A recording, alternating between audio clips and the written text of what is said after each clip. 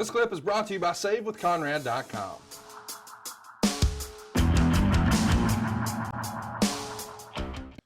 It's pretty remarkable when you think about that, how much talent is here. Of course, Redbeard, I believe, is still working some independent shots here and there. Braun Strowman's on the top of the mountain with WWE.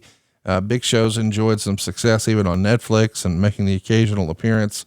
Kane's the freaking mayor. Unfortunately, we lost Luke Harper. And Ryback seems like he's training for a comeback. He got himself in a little bit of a dispute recently with Mark Henry. Where do you stand on Ryback? I mean, he's a guy who was riddled with injuries, took some time off. Now he's rehabbing his body to come back. What do you think we'll see from him in the future?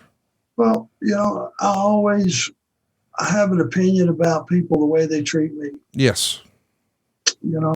And it doesn't matter what they've done, unless it's some crime against nature or children or women or something that's unforgivable. It's like, I always had no issues and a great working relationship with Ryback. And there were a lot of things that I would pull him aside and explain to him in advance, my feeling about what they were going to do with him. Now, let me say this. There was a point when the Feed Me More stuff started right away and they first started pushing him, he got over pretty good. Yeah. He was pretty hot at one time. And again, here's that line, they cut his water off, and I don't know why. But it was so sudden, and it was such a turn. It just makes you wonder, there was a conversation somewhere that I wasn't privy to. Somewhere he picked up some heat with the wrong guy. That's the only thing I can figure happened, because the guy was selling merch, looked like $1 million.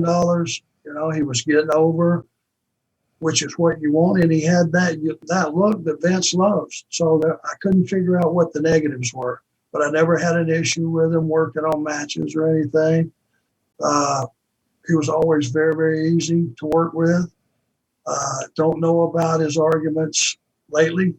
I don't try to get involved too deeply in what I read and believing, about half of what I hear, maybe not even that. It's just, sorry to hear that, because I like both guys, but if he's getting himself ready back for another run, we'll see how that goes.